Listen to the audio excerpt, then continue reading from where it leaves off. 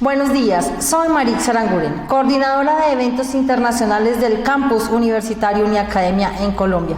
Prosiguiendo con el segundo ciclo virtual de conferencias jurídicas internacionales, Uniacademia, con el auspicio de Ledger, tiene el gusto de presentar al doctor Carlos Forero Hernández, quien disertará el tema criptoactivos y evasión.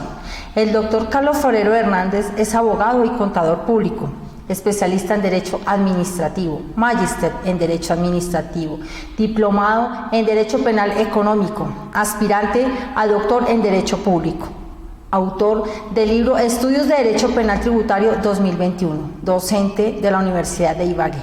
Bienvenidos.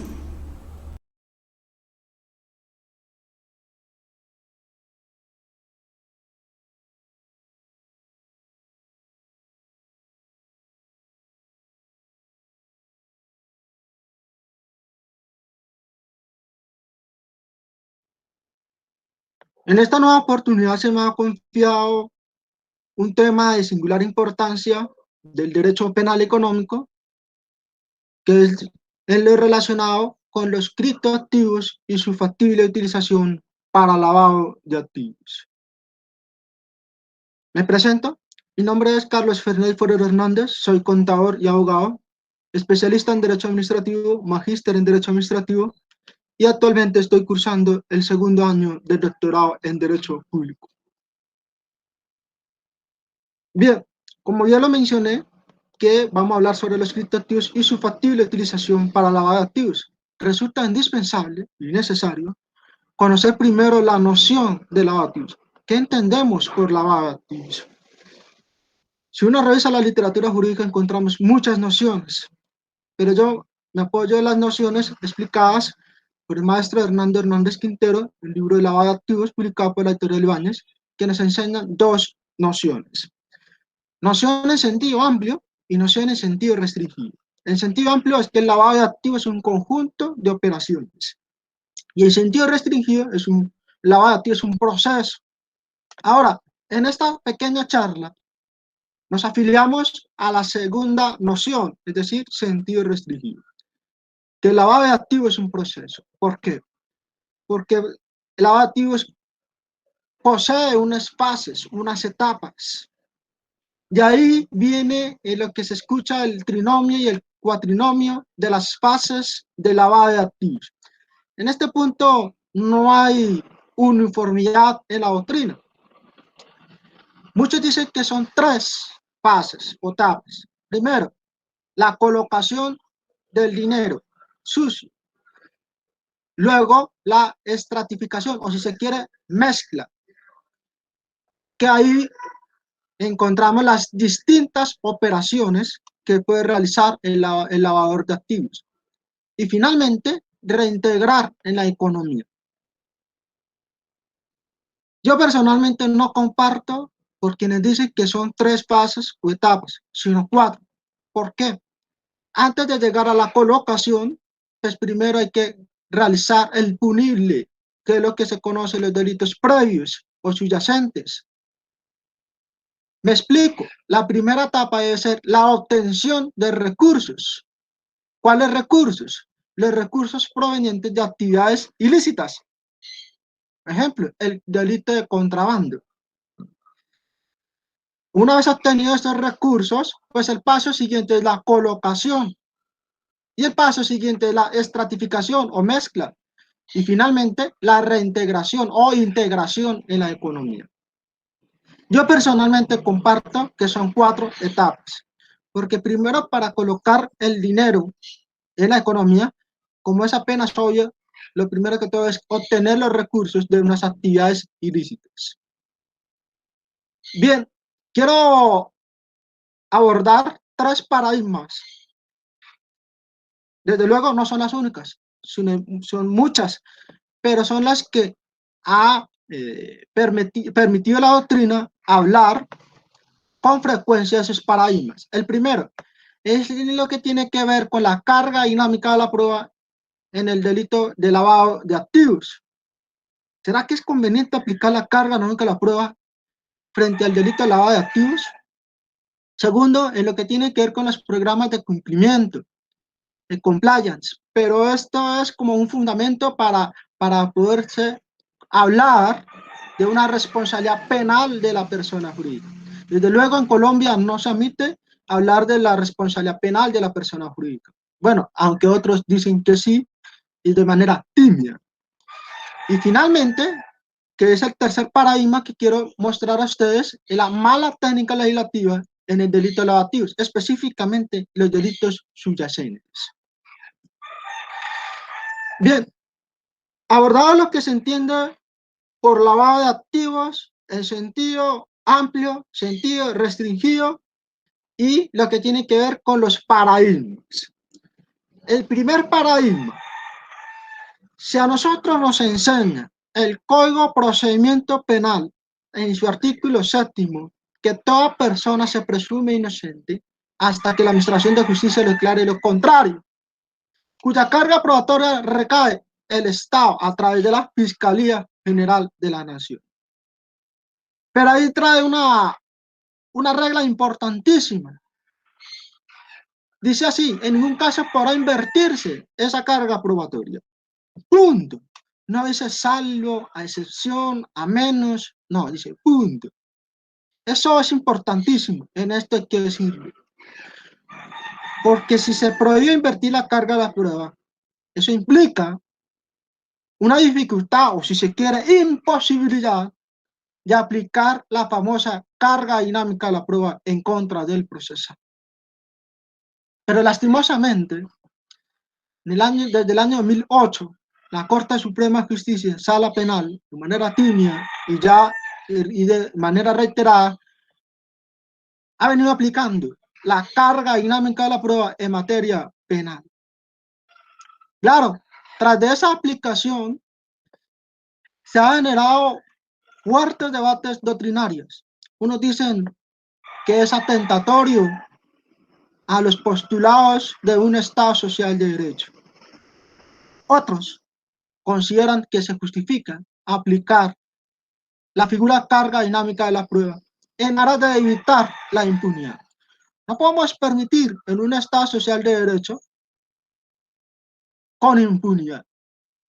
Desde luego, son dos posturas muy fuertes, muy válidas, pero yo en este quiero señalar que no comparto por quienes afirman por la conveniencia de aplicar la carga dinámica de la prueba en materia penal. Primero porque el principio de presunción de inocencia es un principio absoluto. Y no lo digo yo, lo dijo la Corte Constitucional, sentencia C-774 de 2001. Y al aceptarse el principio como absoluto, no permite excepciones o aplicación relativas y mucho menos aplicar las ponderaciones. No se permite. Hay que decirlo también que si nosotros respetamos la presunción de inocencia, se está respetando igualmente la dignidad humana. Recordemos que la dignidad humana, desde la escuela de naturalismo del derecho, es el punto de partida hoy por hoy de un Estado social de derecho. El respeto a la dignidad humana es uno de los postulados del Estado social de derecho. Yo personalmente no comparto que se aplique la carga no que la prueba en los delitos económicos. El Estado debe idear otras estrategias como capacitar a los funcionarios en la investigación de delitos económicos o contar con su equipo de trabajo, contaduría forense. Siempre en aras de no lesionar las garantías de los procesados. Bien, el segundo paradigma, que es lo que tiene que ver con la responsabilidad penal de la persona jurídica. Hoy por hoy no podemos hablar que en Colombia existe una responsabilidad penal de la persona jurídica. Algunos reclaman la conveniencia de contemplar dicha responsabilidad, como por ejemplo el doctor Uber Ruiz Regifo, quien afirma que debemos apartarnos mucha a la homática, sino a darle vía a un derecho penal pragmático, y que uno de los fundamentos de la responsabilidad penal de la persona jurídica está el compliance, que es lo que se conoce en los programas de cumplimiento. Yo veo que es conveniente que el legislador vaya pensando en contemplar la responsabilidad penal de la persona jurídica, porque la práctica nos enseña, y con suficiencia, que hay empresas creadas para realización de delitos económicos. Y eso afecta gravemente a la economía, desde luego, desde luego. Entonces demos plazo al compliance para dar paso también a contemplar la responsabilidad penal de la persona jurídica. Ese es el segundo paradigma. Desde luego, algunos insisten que en Colombia no puede hablar de responsabilidad penal de la persona jurídica y tampoco puede contemplarla por 4 factores: por ausencia de capacidad de acción, por ausencia de pena, por ausencia de culpabilidad y por ausencia de capacidad para ser procesadas. Estos 4 factores impiden, o si se quiere, dificulta contemplar la responsabilidad penal de la persona jurídica. Desde luego, he venido diciendo que si en Colombia le queda difícil contemplar la responsabilidad penal de la persona jurídica, lo conveniente es que amplíe el campo de acción del derecho administrativo sancionador.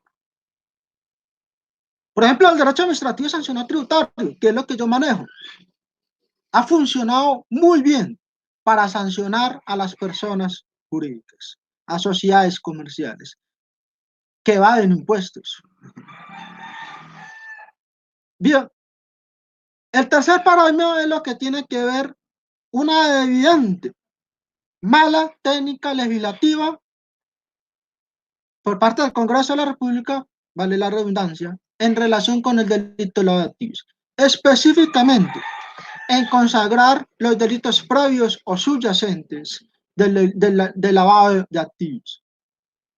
Es una lista muy larga. Como decía un maestro de Derecho Penal que fue magistrado del Tribunal Superior Sala Penal,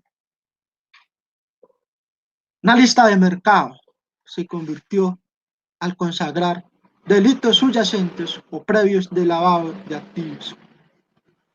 En esto hay que decirlo, no todos los delitos previos subyacentes contienen contenido económico, contiene un alcance económico. Por ejemplo, abuso de autoridad, que es un delito contra la administración pública.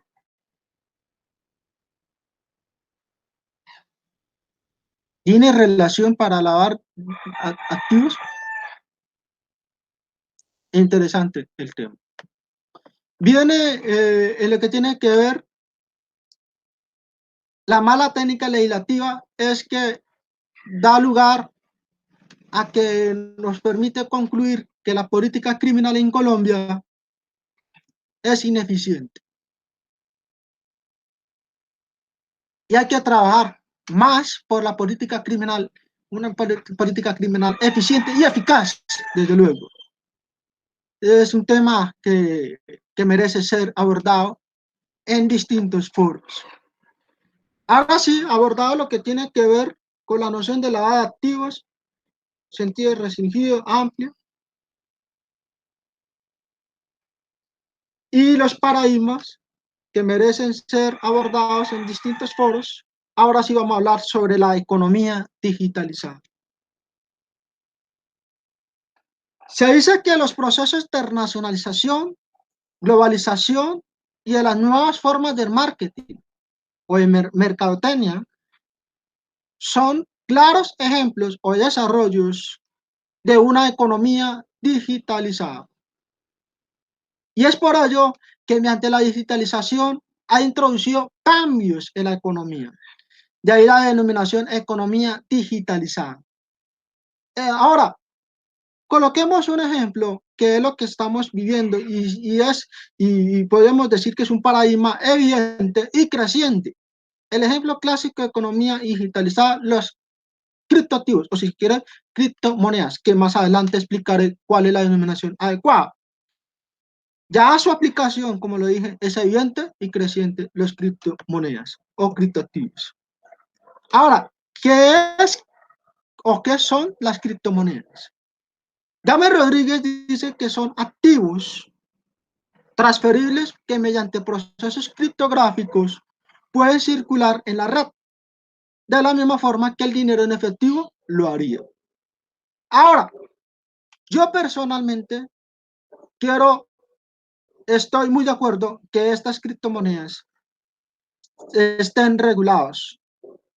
Desde luego, la conveniencia de regular las criptomonedas ha tenido tanto defensores como detractores.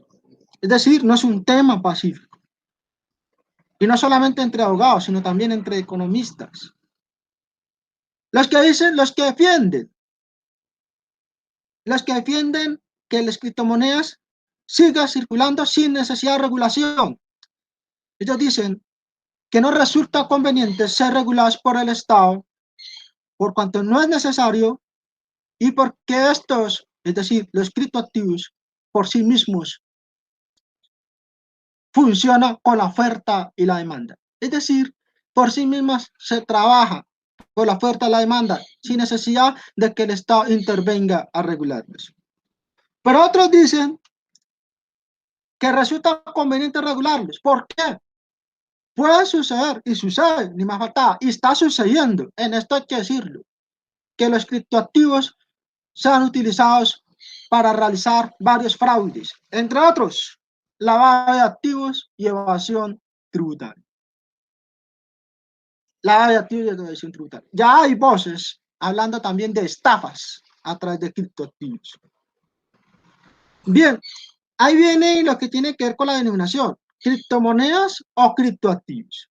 Vargas Nieto dicen que no es conveniente utilizar la denominación criptomonedas por cuanto estas no son consideradas como monedas, con una sencilla razón, porque no cuenta con el respaldo de la autoridad monetaria. Ese es desde el punto de vista jurídico. En cambio, Gámez Rodríguez, como ya lo cité hace poco, considera que sí es una moneda. ¿Por qué? Por cuanto esta ha servido como un intermediario en el intercambio de bienes y servicios. Ese es el punto de vista económico.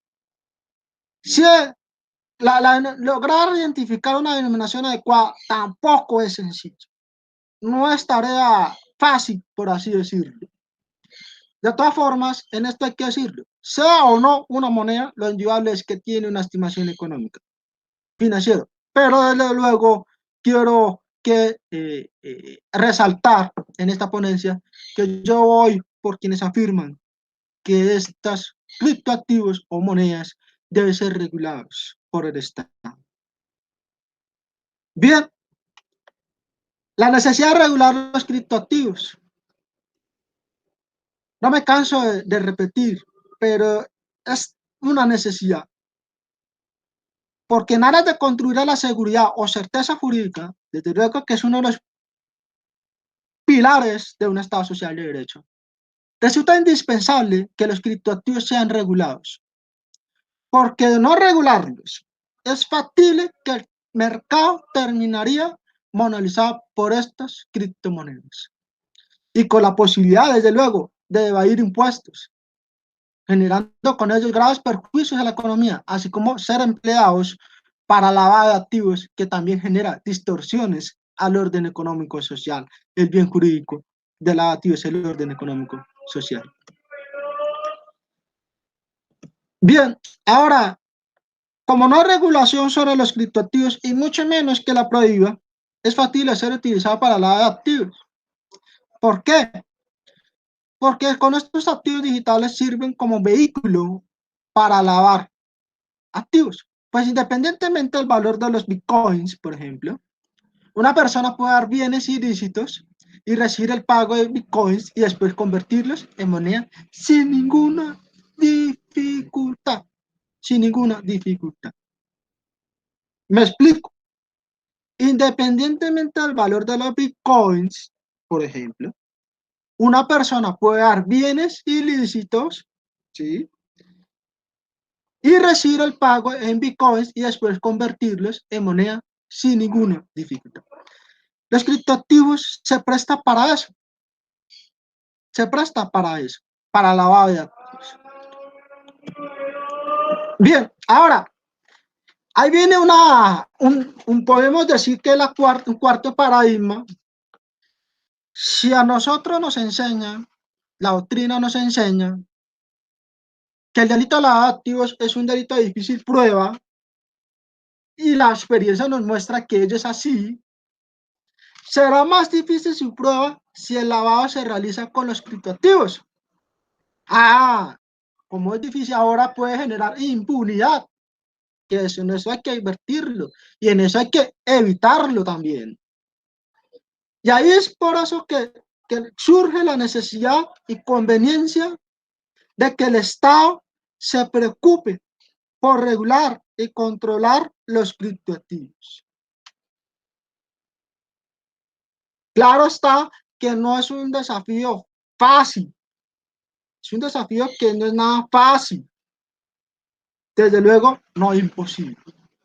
Ahora, de hecho, si se adopta la administración de riesgos de lavado de activos respecto a los criptoactivos, pues esta debe ser realizada de manera eficiente, a través de sólidas políticas y de mecanismos que entiendan la realidad técnica y económica de dichos activos.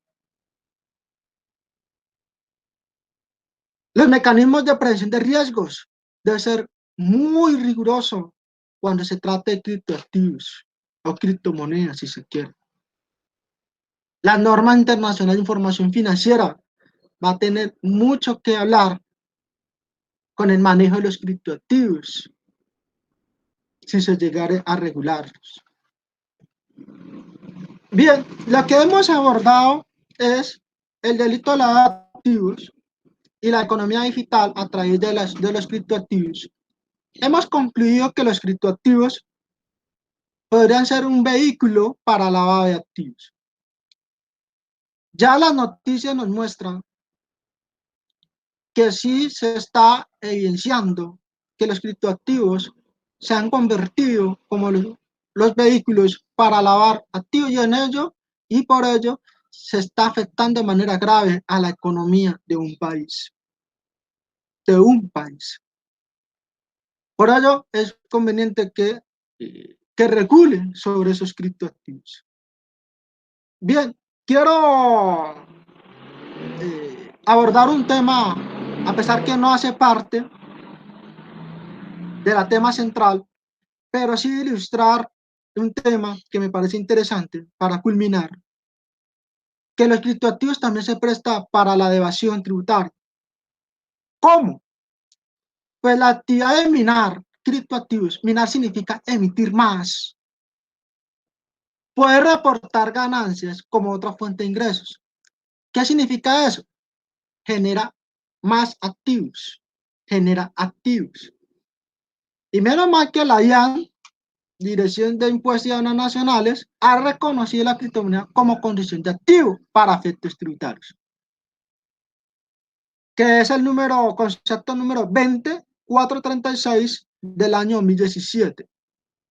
Ahí se reconoció como condición de activo para efectos tributarios.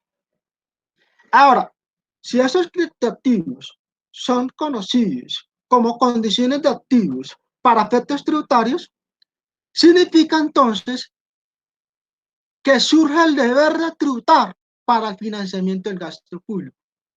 Desde luego, según su capacidad económica, tal como lo señala el numeral 9 del artículo 95 de la Constitución Política. Pero ahí viene un gran problema. Yo no puedo decir viene un problema, sino un gran problema.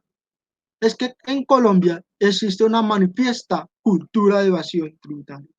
Lastimosamente, sí. Hay una cultura de evasión tributaria, pero es evidente y ya puedo decir creciente. Por ello que el Congreso de la República debe preocuparse más por la eficiencia tributaria, por el mejor recaudo, o generar una conciencia tributaria, una educación y filosofía tributaria, para dar a entender a los ciudadanos o asociados que el Estado necesita recursos para el financiamiento del gasto público. Como ya lo mencioné, como hay una cultura de evasión tributaria, los criptoactivos, como se reconoce como condición de activo para efectos tributarios, también se presta para evadir impuestos. La noción de evasión tributaria son muchas, pero me encanta la explicación que ofrece Ramírez Cardona, un libro muy viejo de 1990, que dice que son tres. La evasión tributaria se manifiesta en tres: por ocultación, por alteración y por simulación. Por ocultación, por alteración y por simulación. Por ocultación, es decir, no declarando simple y llanamente el hecho imponible. Alteración, mostrar aquel hecho con un ropaje jurídico diferente al que ciertamente corresponde. Y simulación, cuando el hecho generador es revestido de formas jurídicas que muestran aquel que la subyace, ¿sí?, como si correspondiera a una realidad económica diferente. Eso sin necesidad de ocultar el hecho imponible. Estas son las formas de evadir impuestos: por ocultación, por alteración y por simulación. Plasmo las principales conclusiones. Como en Colombia los criptoactivos o criptomonedas no se encuentran regulados, estos pueden prestarse para evadir impuestos, ya lo mencioné, como vehículos para ellos. Pero no solamente para evadir impuestos, sino también para lavar de activos. Peor, que es un delito contra la economía. Conductas ilícitas, ambas, tanto la evasión tributaria como la de activos, son punibles que atentan al orden económico social, de las reglas de intervención del Estado en la economía. Por lo anterior, la regulación y control de los criptoactivos resulta indispensable y desde luego conveniente, me faltaba. Esta tarea constituye un gran reto, de verdad que sí, para el Estado. Desde luego como un desafío para las autoridades de investigación y sanción frente a la Comisión de Lavado de Activos a través de criptoactivos. Ahora, respecto a investigación y sanción de delitos de evasión tributaria y lavado de activos a través de los criptoactivos, el derecho procesal penal, que materializa el derecho penal sustantivo, debe orientarse siempre a la efectiva sanción de estos flagelos, o por lo menos lograr cumplir la función de prevención general de la pena, es decir, función preventiva. Eso se trata, evitar que las personas cometan ilícitos. Ahora, si se llegara a regular sobre los criptoactivos, se anhela que con la nueva regulación no se aplique los eventos de investigación y sanción de delitos la odiosa inversión de la carga probatoria en contra del procesado, es decir, la odiosa carga dinámica de la prueba. ¿Por qué? Porque a nuestro juicio la inversión o carga dinámica de la prueba no es de recibo en el derecho procesal penal, por cuanto es una figura que atenta al debido proceso de la presunción de inocencia, así como la dignidad humana del que gozan los procesados. De esta manera, en relación con lo anterior, en los procesos penales se debe respetar siempre la presunción de inocencia. Y si hay duda, pues sencillo, se debe resolver a favor del procesado, que es lo que se identifica con el aforismo indubio pro reo. Ahora, ahí viene que yo lo plasmo así, desde luego no está exento de críticas. Si el Estado le queda grande, si al Estado le queda grande regular y controlar los criptoactivos, lo conveniente es prohibir su uso. Desde luego, no está exenta de críticas. Coloco varios ejemplos de noticias donde se ha comprobado que las criptomonedas se han convertido como vehículos para lavado de activos. Por ejemplo, Gafi lanza 9 medidas contra las criptomonedas para prevenir el lavado de activos. Otra noticia dice: el lavado de dinero con criptomonedas, ¿cómo funciona el criptolavado? En 2020 no se puede seguir ignorando las criptomonedas y habla de lavado de activos. Señores, muchísimas gracias por la oportunidad de compartir esa pequeña charla, y es un tema relativamente nuevo, los criptoactivos como aplicación del marketing digital y su factible utilización para lavado de activos. Muchísimas gracias.